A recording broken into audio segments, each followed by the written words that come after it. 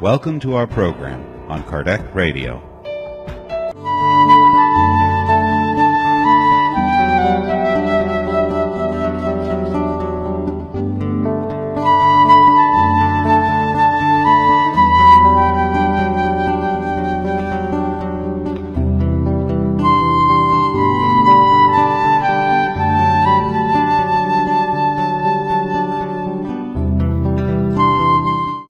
Hey everyone, so let's close our eyes. We can get started.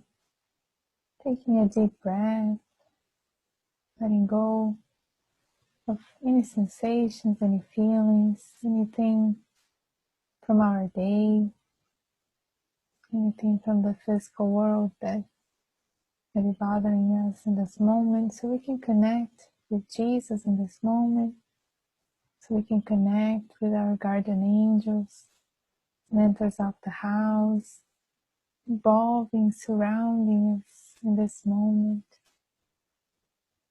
We have been prepared to be here. We have been involved throughout the day to be here together tonight. So we thank all the good spirits that have been with us, all of our guardian angels, our friendly mentors. We thank Jesus and God for the opportunity that we have to be here today together to learn a little bit more about Spiritism. We ask that Jesus stay with us, involving, embracing each one of us, incarnated, discarnated, all the spiritual friends that are here to learn with us as well. May they all receive light, may they all receive love. May we all prepare ourselves throughout the lecture, working inside of us to receive the passes later on. Stay with us, dear Jesus. Bless this moment. Bless our meeting tonight. So it is. So tonight we're going to talk a little bit about the topic tonight is called When Faced with Death. So we're going to talk a little bit about the discarnation process, the process of discarnation, I guess that's how I should say. I'm going to go through the slides. I'm going to explain, go through the story that we're going to talk about here. And if you guys have any questions, if you want to ask anything, say anything, please unmute yourself. Please say something, ask questions, participate. You'll be, it's always great to have us all interacting. I know it could be a difficult topic, but it's good that we interact, that we talk, and that we share, so we can all learn more with one another as well. So the presentation today is based on a book called The Crisis of Death. In Portuguese, it's called A Crise da Morte. And it actually comes from the original of this book is called La Crise della Morte. And the author is Ernesto Bozano. This book is let me go to the other one. So it's like a bunch of stories. Communication from spirits, discarnated spirits, when they come and they tell about how was the process of their discarnations, what happened, how they felt. And there's actually a total of 17 cases on this book. There are 17 chapters. Each chapter is called case number 1, case number 2, case number 3.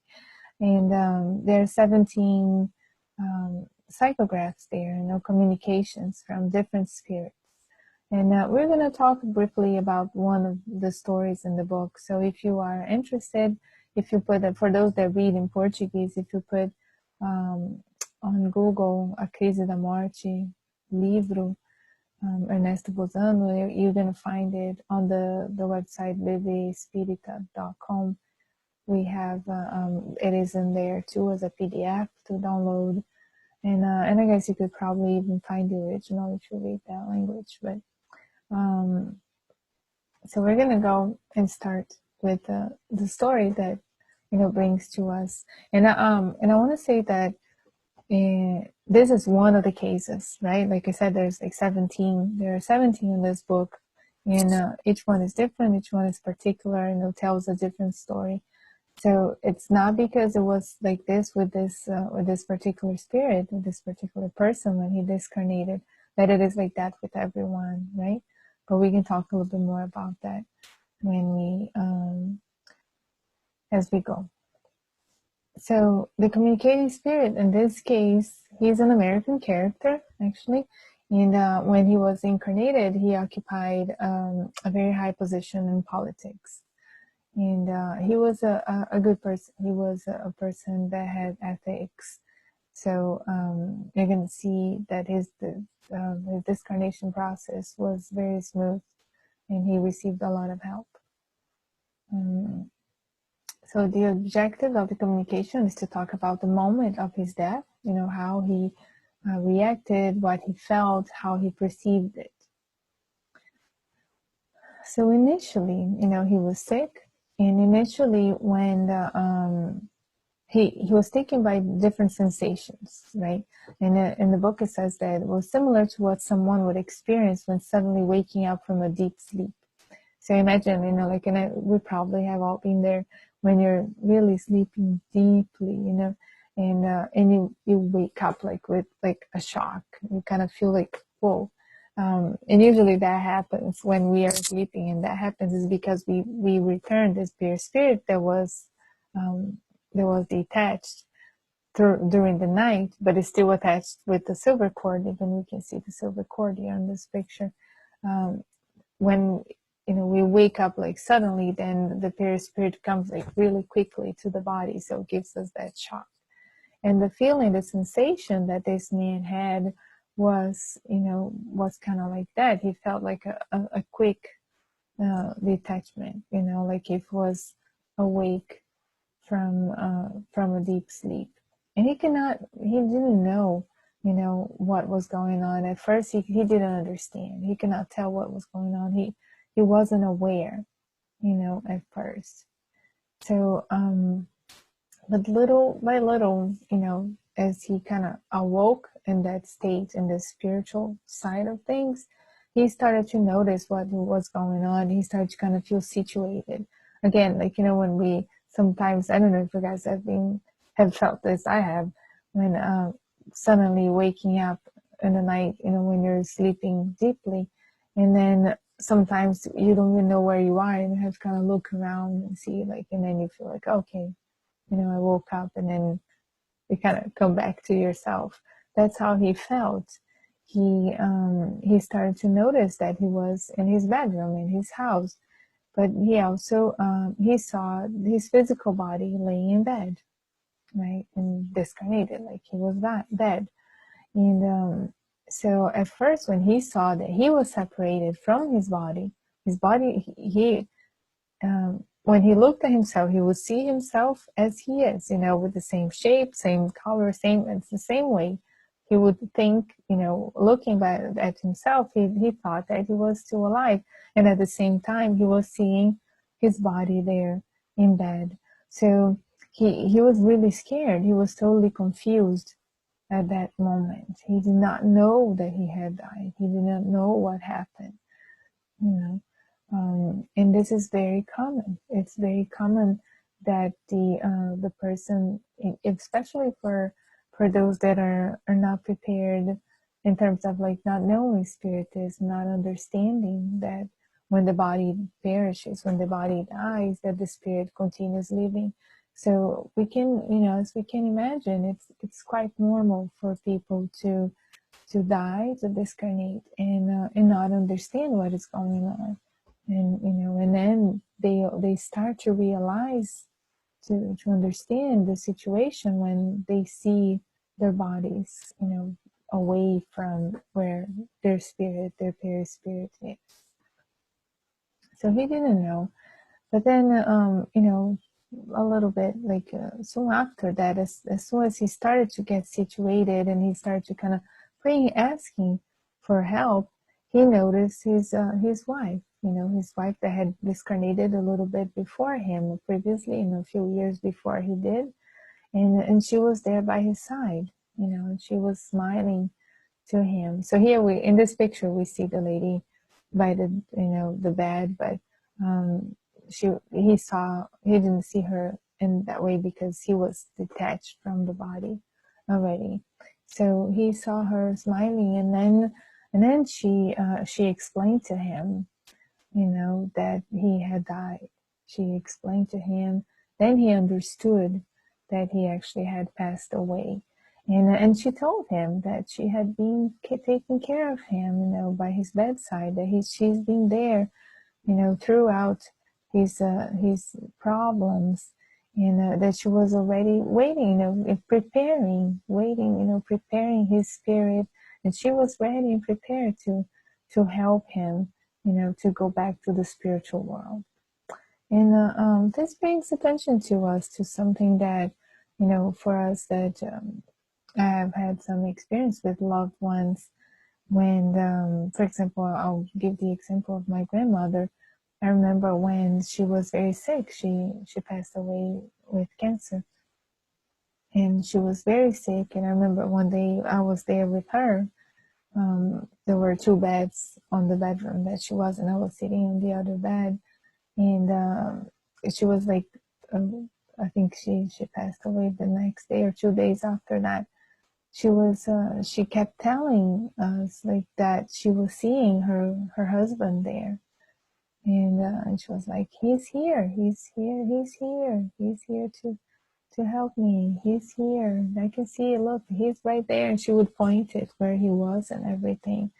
And so she was, in that case, she was actually able even to notice him there. So it kind of makes, and at that time, it made me feel like, oh, they really come to help, right? And for a lot of my family members, they were scared. And I remember the nurse that was taking care of my grandmother, she was a little scared with that, but she mentioned another 2 names also, a few other names of people that had passed, like her siblings and people that had passed before her. So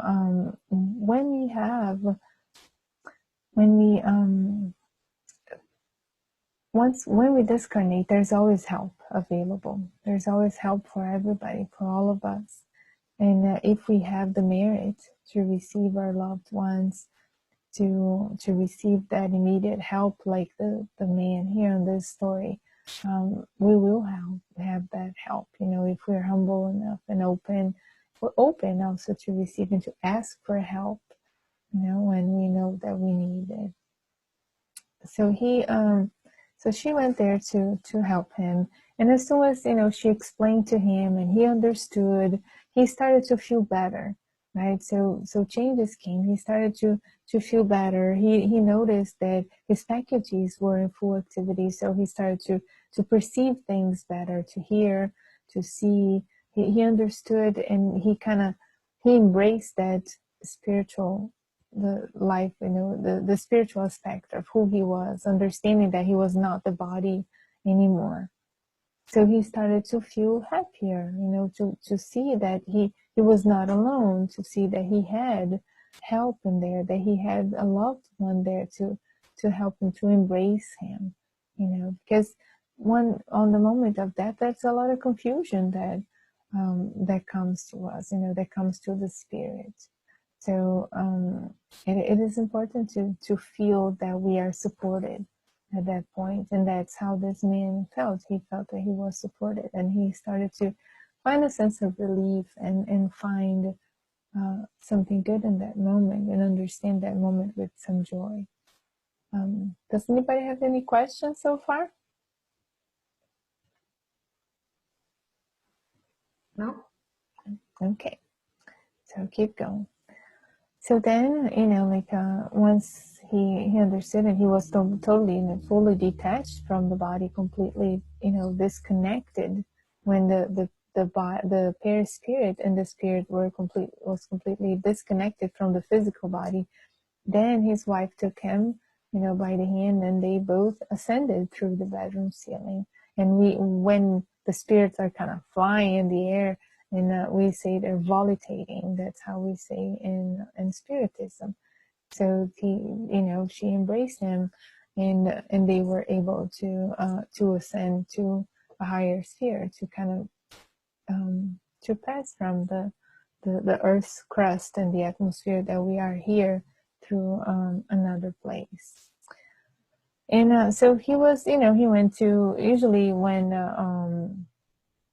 a spirit goes, when soon after death, there's a period of rehabilitation. There's a period for the spirit to get used to that to that new reality, right?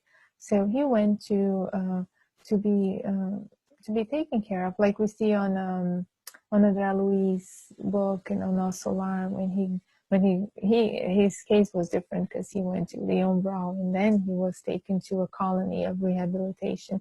So, but he went to a place where he received all the care that he needed, with for the spirit, the pure spirit. He received nourishment, he received passes and all that. So there's this man here, he also received all that, right?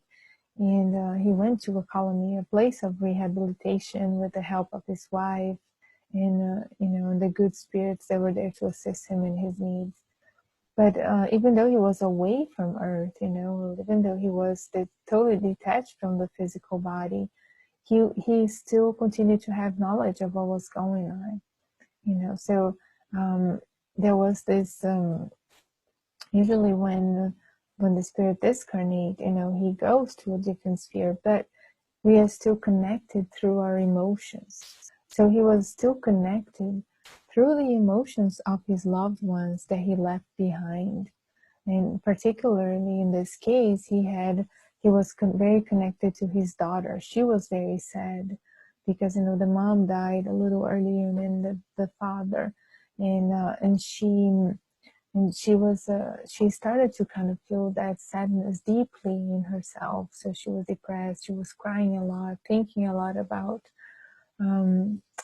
him, and all those mental emissions, all those feelings, all those emotions. She was sending that to him, and he was receiving, and that was creating, causing him this sensation of lethargy, the sensation, like, as the same way that she was depressed, he started feeling that sadness, feeling those, that was draining his energy as well. The same way that she didn't have enough energy, he was feeling that drainage on himself. And we, another book that has has the same type of example, and that we studied in the study now in the summer, was the violets on the window. This one we have in English, Violets on the Window. In Portuguese is Violetas na Janela, by the spirit Patricia. And Patricia, she discarnated when she was 19 years old, and she had an aneurysm, and she discarnated. And her case was kind of similar. The help that she received, it was not the same as the same process as this case, but she went directly to a place of rehabilitation with loved ones, and she met her grandmother there, and very good spirits that were helping her. But and then she went to live with her grandmother in the spiritual world, and it was and Patricia relates in this book that her mom was really sad when she passed away, which we can just imagine, right?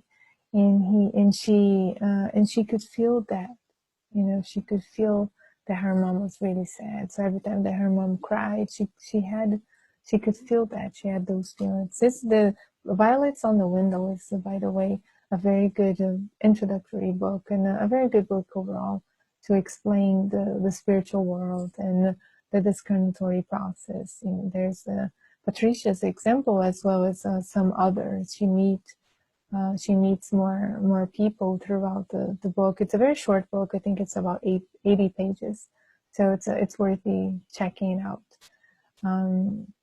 and she could feel it as well. So in the case that we're studying tonight, he could feel those mental emissions. He could feel the sadness, and that was causing some perturbation for him. So that teaches us, kind of brings us the understanding that the discarnated people, they are sensitive to our vibrations, right? To our thoughts, to our emotions. So everything that we are emitting, every time we're thinking about them, we are sending that mental emission. We're kind of we're. It's almost like if we think about them, we kind of pull them to us, because then we put that mental image and we bring them to us, in a way. And sometimes if every time we think about them, we think with sadness, we think, a lot of times we see people say, why did it happen? Why did it have to die?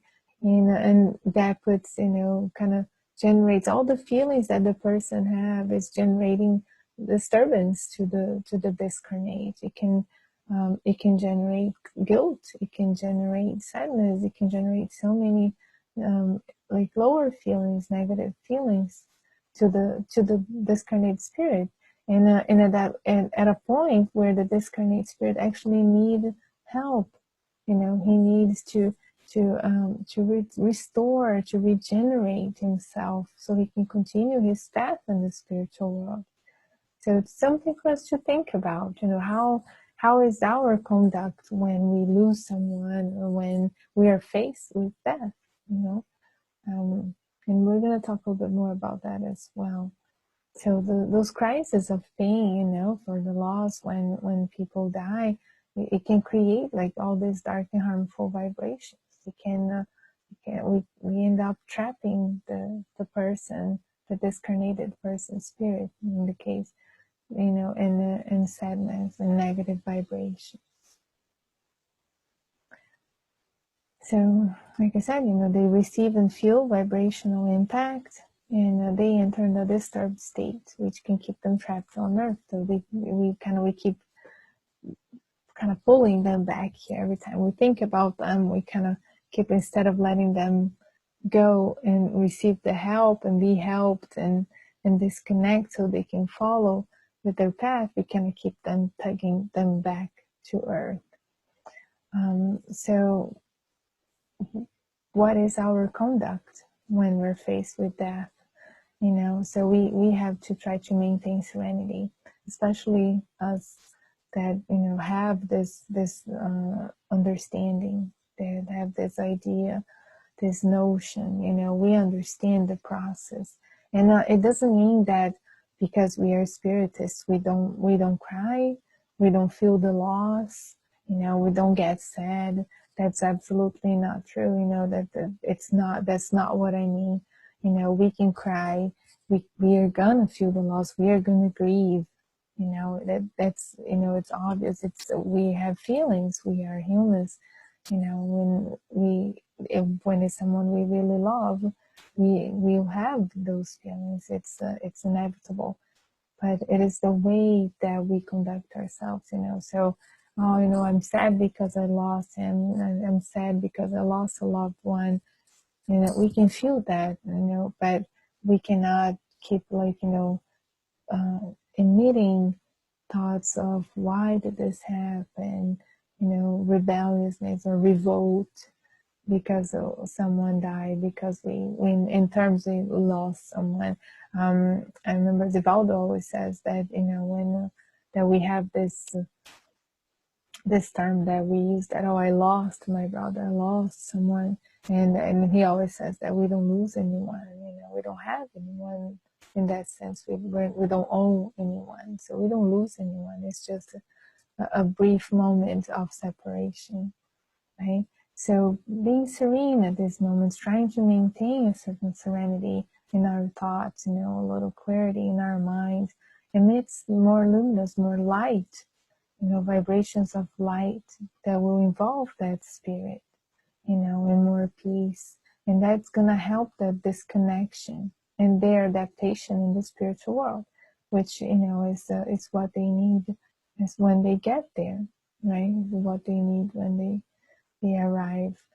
And then this spirit in particular, he mentions that when he arrived in the spiritual world, that it was easy, that he had a feeling of being back home, and that he got to meet relatives that had passed away before him. He got to meet friends that received him with love, with care. So he was embraced, and he was not in a place that he didn't know. He was not alone. He was, he was back home. To him, the sensation was that he was back home, and the adaptation of him, his adaptation there.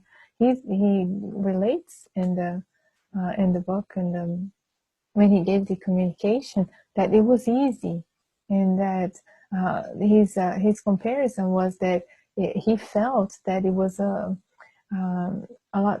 He adapted to the new situation and to the new place, the new reality and place that he was, much easier than when he was living on earth and he had to kind of move from one house to another, from one place to another. So the process of adaptation was easy because he was really, the feeling was that he was really going back home. He really felt that that's where he belonged, and that's what it is, right?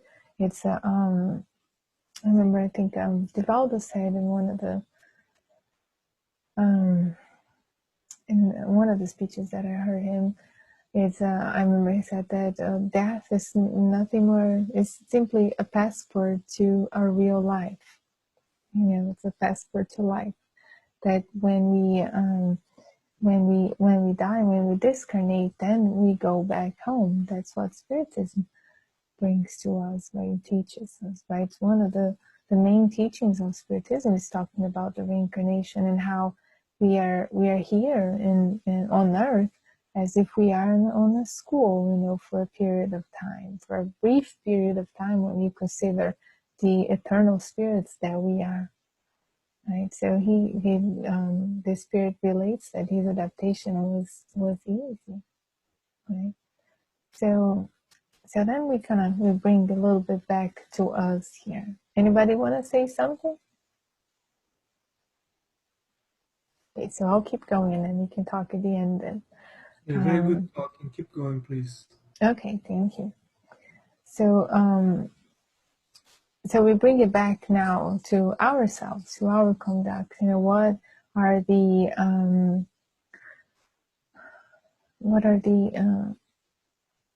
way that we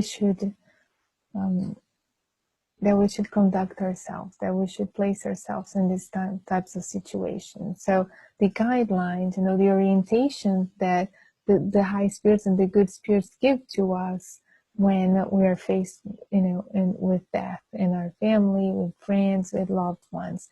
So in the book, O Pensamento de Emmanuel, so Emmanuel's Thoughts by Martins Peralva, he talks a little bit about that, so that when we lose someone, that pain of separation, the pain that we feel because we lost someone, it should be relieved when when we have faith and we know about the future life, when we have faith in that future life. And that's what Spiritism brings to us. Spiritism brings to us this understanding of the future life. It strengthens our faith. It helps us see this life as a passage, and strengthens us to go when we're done here on earth, to have the hope, and that there's something even better, something even bigger and more wonderful out there for us after this, right? And he also tells us that death does not mean the end to a life, right? So it's only a passage, right? It's not the end of everything. It's the end of this physical body, the physical body that we are using, that it's serving us in this life, in this reincarnation. But our spirit remains the same. We're gonna leave behind a shell. So imagine when some insects, they have an exoskeleton, right? they have like an outer shell that as they grow, they need to kind of shed that shell so they can grow their body. I think the lobster is like that. It has a exoskeleton. I think it is. So as the lobster grows, she loses the shell, and then she can grow a new shell so she can get bigger because the shell is tiny. So we are in the shell. We are incarnated. We are in flesh, and so this flesh we leave behind, but our spirit, our essence, who we truly are, we're still alive. That still lives. That Divaldo also says that spirit has killed death, right? Because there's no death. That doesn't mean anything other than just a passage, just really like a temporary absence, a change of place. It's like we're moving from here to there. And in this particular case, this particular case in the book with this spirit communicating, this is how he shows us. This is what he portrays us, is this temporary absence, this change of place, and in a way, what he shows us is this a change to a much better place, to a place where he truly feels he belongs. So, the spirit continues his journey full of opportunities of progress while he's still in the spiritual world. So we never stop learning, we never stop evolving, we never stop growing, whether we're here or there, right? Because even when we're here, we never stop learning, so it's there's so many opportunities for us there. And if we understand this, if we carry this understanding, this knowledge with us throughout our life here, every time that we are faced with death, it gives us a comfort, a consolation. It gives us hope. It gives us this understanding that our loved ones are going to be taken care of, that our loved ones are going to good places, and that they will have so many opportunities, so many chances for them, after they pass away from the physical plane. So the Christian conduct, right? So the what Martin Spirava brings on his book is like, asking us that when we're faced with that, to be, to have this resignation, to accept the passage of our loved ones, to not fall into desperation, thinking that we are alone, or that they are alone, or that they're going to suffer. So strengthen ourselves in prayer and faith, because this is what they need to feel from us, right? So, and so whatever the importance of loss and pain may be, remain strong, diminishing any manifestation of sorrow and desperation, trying to present yourself calmly at funerals.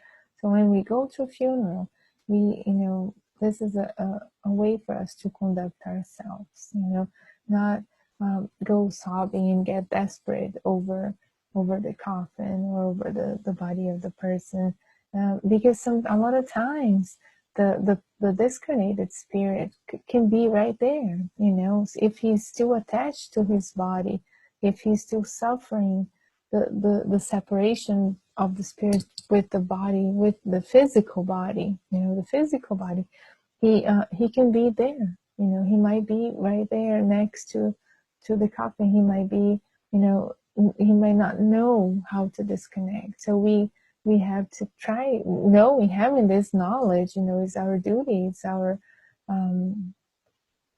really, it will be like our duty to remain in prayer and to send light to this spirit that discarnated, and to ask for help for this soul. So if it's someone that is very close and dear to your heart, right, consider that he needs your courage and your trust in God. Consider that this spirit needs your faith, So if we're there and we're crying, we're sobbing, we're desperate, we're admitting difficulty and disturbance to that brother or sister. But if we're there and we're praying for the good spirits to come and help our loved one and embrace our loved one and take them to a place of rehabilitation and involve him or her on all their needs, then we're strengthening this brother and sister too through these steps of and through the separation as well, because we stay behind and we feel the separation, but they also feel the separation. It's not just whoever is left here on the physical plane that feels the pain of separation, like we mentioned before. The spirits also feel it. They feel that they want to be close to their loved ones. When they especially when we see, it's like if we're here incarnated and we see our children crying or our parents or our friend crying, what we want to do is go there and give them a hug and comfort them and say, no, it's okay. Hey, everything is going to be okay. Stop crying. I'm here. And so the spirit, the discarnate spirit, also feels that. And he also feels himself in that position of wanting to go and embrace and help. But at that moment, he's not in a position to help because he is in need of help. Especially when a spirit dies, and he dies from a person died from a disease that was consuming the body, or sometimes from accidents, that can leave marks on the perispirit. And if the person is attached, she can still feel the pain in the perispirit in a way, so depending on how connected he or she is to the physical body, the physical world. So this is a moment where they need all the help and support that they can get from the spiritual friends and also from us. Right? It's hard we do not want to cause any more harm and more sadness and difficulties on this during this moment of disconnection, of detachment, of finding themselves in a new position. So if you do not accept separation, questioning the divine designations, your desperation reaches your beloved one like a tornado of anguish. This is on another book called Who is Afraid of Death by Richard Simonet. So something for us to think, to consider and to try to ponder. So, Martin Sprava on the book, he tells us, that the conduct. Oh, I see that I didn't translate this title. Oops. It says Christian conducts on funerals, like the one before. I apologize. So he says, cultivate serenity, emit peaceful thoughts, stop any improper conversations. So we have to kind of pay attention on what we're talking there, because we do not want also to be bringing negative topics, starting talking about politics, or start criticizing this or that or whatever it is, and then start to kind of attract even kind of lower energies, and not cooperate with the environment, which is already heavy in a way, right? So we gotta analyze our conduct and always stay in prayer, right? Prayer for the ones that stayed, prayer for the incarnated ones, prayer for the one that discarnated. Sending love and light, bringing light and love, especially light, a lot of light to a place which is already rather dark, rather sad, right? So the newly discarnated friends always ask without words for the charity of prayer and silence in order to help them during this transition. So many of the spirits on the book, that they when they come back to tell about their experiences, they ask that in their communications, they ask the mediums to tell people, that please, instead of getting into desperation, let's pray, to bring more light, more silence, and more prayer during this time, because it is a rather difficult time for everybody, for all of us. So, and he also says here, remember that one day you will be in that position, right?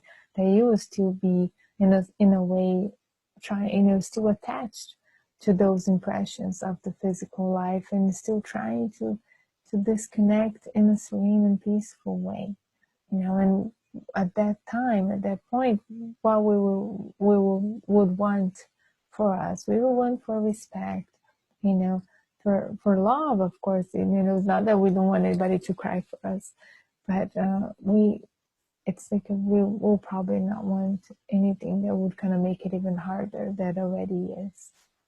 So something, and it's like Jesus said, right? Do to others what you would like to be done to you. So it applies in this situation as well. So the reflection for us is, the pain of separation is fair and understandable, right? For all of us, regardless if we are spiritists or not. There is pain, there is sadness, but it should not be greater than the certainty that life proceeds beyond the physical body, and it's full of opportunities. So our faith should be stronger at times like these. So that was it. Anybody want to say anything?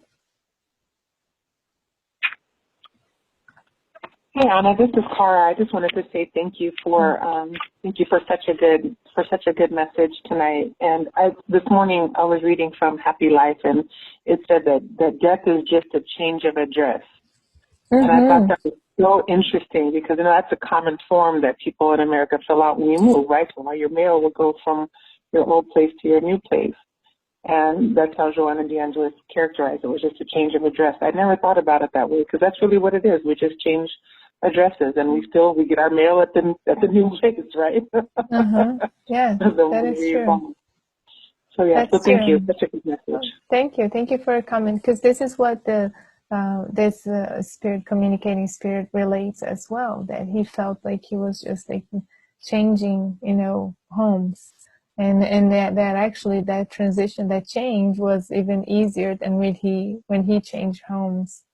When he changed addresses, here on when he was incarnated. So, okay.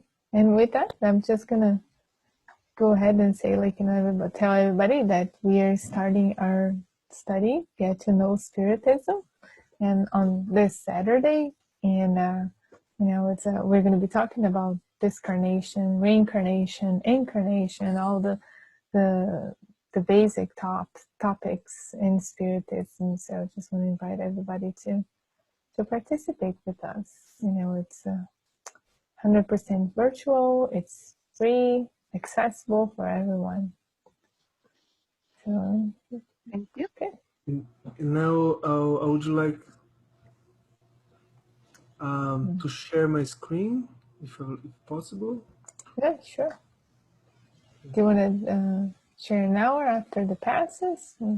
After the pass, let's do that. After the pass, I have more. Yeah, okay. So I'm going to put the passes for us here. That's all.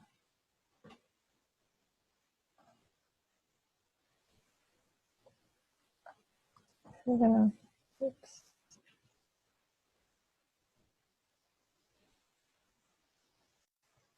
Let's all close our eyes and start to prepare ourselves for the passes in this moment.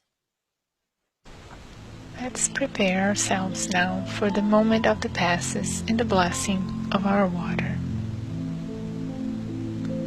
Place by your side a container with clean water to be blessed and magnetized. Dear brothers and sisters, no matter where you are in this moment, what difficulties you're facing, Jesus is always ready to come to our help. Place yourself now in a comfortable position, one that facilitates concentration and receptivity. Breathe slowly and calmly. Inhale and exhale. Inhale and exhale. Fill your lungs with air and release slowly. Let the energy of tranquility and peace penetrate your lungs and circulate throughout your body. Your soul, in harmony with your body, feels peaceful and at peace. Let us think now about the passage of Jesus among us. In a beautiful and clear day, the golden rays of the sun illuminating the joyful landscape, multicolored flowers, bouncing, chirping birds fill the landscape with optimism. The news of the cures brought a crowd of needy people around Jesus. Suddenly, Jesus appears, calm and serene. His white tunic is light and long all the way up to his feet. At the sunset, all those who were sick and affected by different diseases were brought to him, and Jesus, laying his hand on each one, healed them, as narrated in the Gospel of Luke. Let's mentalize now Jesus approaching us in this moment, placing his friendly hands on top of your head. Feel the presence of this Divine Master right with you, feeling like a waterfall of pure and crystalline waters start to fall from his hands, coming from his love to bathe you, falling on your head, streaming down your shoulders, bathing your whole entire being, bringing you peace, serenity, and balance, cleaning all impurities and pacifying yourself. Feel these waters bathing you, cleansing and purifying. Breathe. Now think of Jesus as a sun right before you, his light, his warmth, embracing you, enveloping you. Feel the healing emerging, emanating from Christ towards you. He hears your prayers. Trust him. His love is infinite. He is always by your side, protecting, offering everything you need. Trust him. Feel and absorb all these magnificent healing energies coming from Jesus in this moment. His light surrounds and embraces you. Feel these energies running throughout your body. Feel yourself re-energized, strengthened, and at peace. Dear Lord Jesus, our divine friend, extend your generous hands, Lord, and transform these waters into remedies for our physical and spiritual ailments. Hold us, Jesus, in your peace. Extend your vibrations of love for the benefit of my home, dear Lord. May peace, health, tranquility reign here with my family. We give thanks to you, Jesus, and pray that you stay with us today and always. Thank you, God.